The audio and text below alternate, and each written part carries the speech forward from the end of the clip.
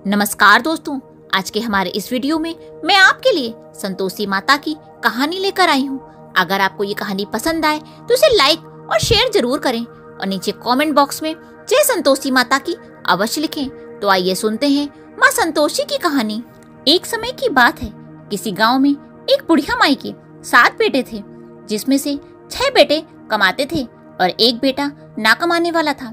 बुढ़िया माई 6 बेटों को तो अच्छा खाना बनाकर खिलाती, पर 7वें को उन सब का बचा खुचा झूठा खाना खिलाती थी।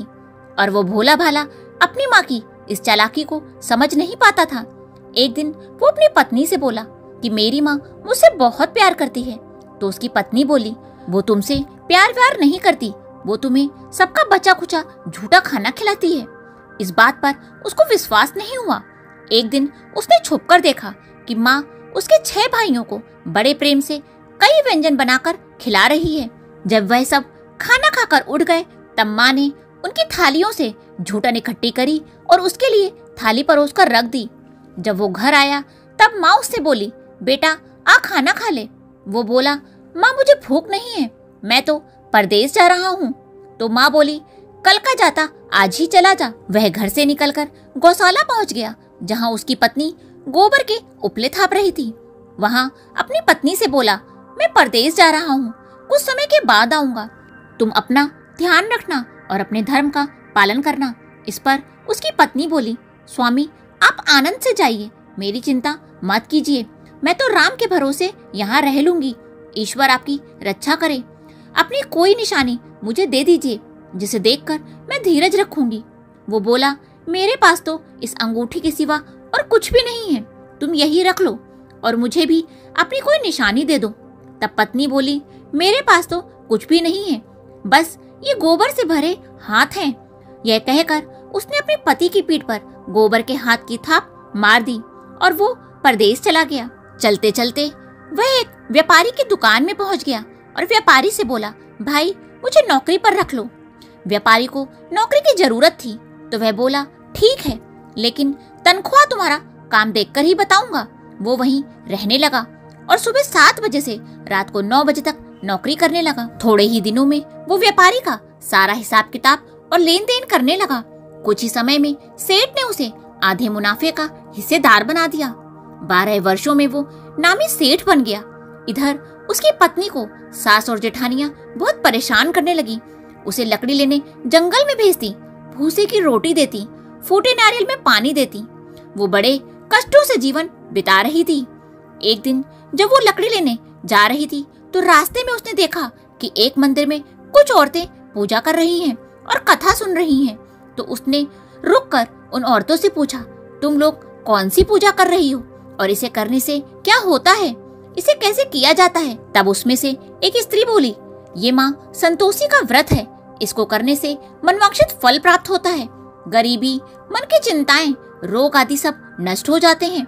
संतान सुख, शांति और धन की प्राप्ति होती है और दूर गए पति के दर्शन होते हैं।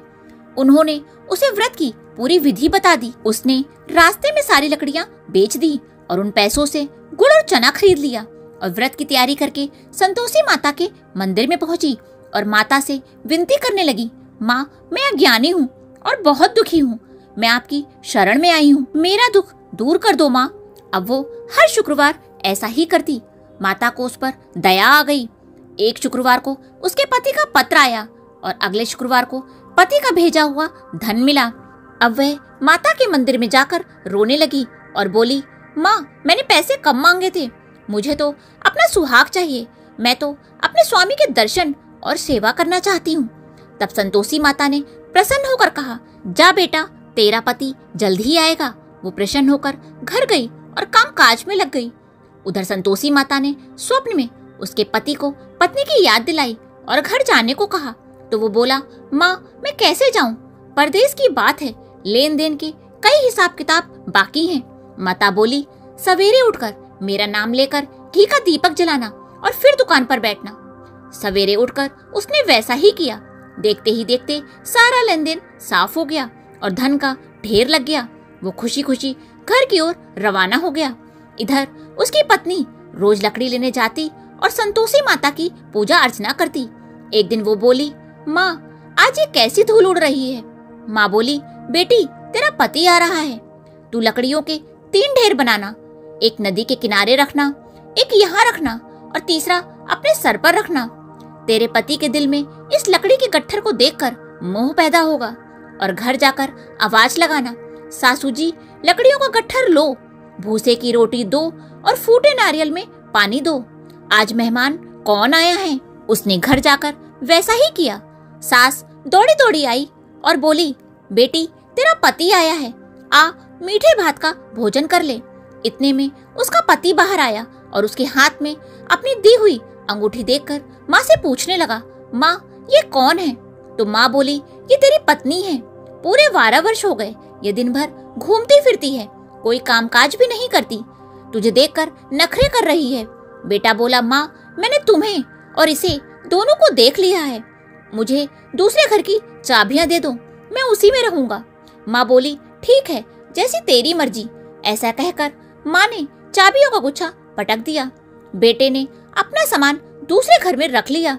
देखते ही देखते उनके ठाट बाट राजा जैसे हो गए। अगला शुक्रवार आया तो वह अपने पति से बोली, मुझे संतोषी माता का उद्यापन करना है। तो पति बोला, खुशी से करो। वो व्रत की तैयारियों में लग गई। उसने जेठ के लड़कों को जीमने के लिए बुलाया। उधर जिठानियों ने अपने बच्चों को सिखा दिया कि तुम जीमने के बाद खटाई मांगना, जिससे उसका व्रत पूरा ना हो। लड़कों ने जीमते ही खटाई मांगी। तब वो बोली, नहीं बेटा आज मैं खटाई नहीं दे सकती, ये संतोषी माता का प्रसाद है। लड़के बोले, तो फिर पैसे ही दे दो। भोली भाली समझ नहीं पाई, उसने पैसे दे दिए।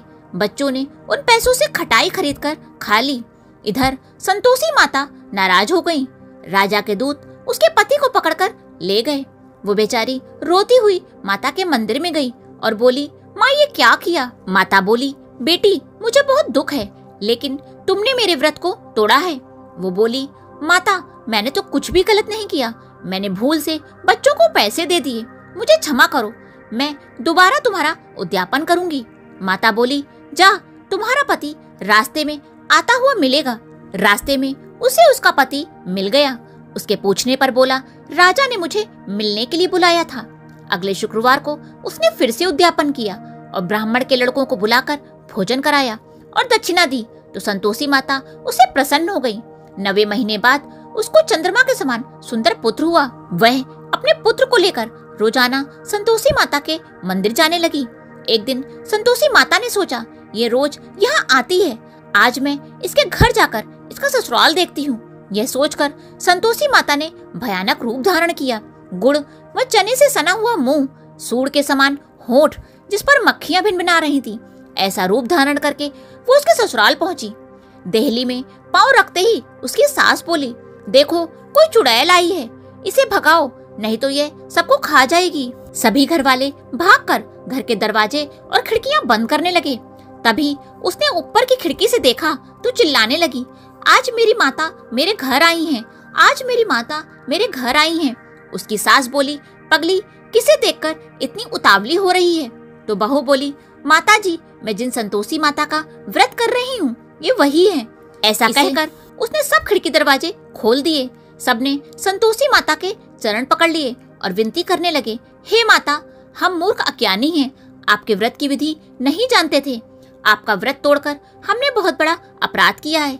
हे माता हमारा अपराध क्षमा करो। माता बहुत प्रसन्न हुई और उनके घर में अन्न धन के भंडार भर दिए। हे संतोषी माता जैसा आपने बहू को दिया वैसा ही सबको देना।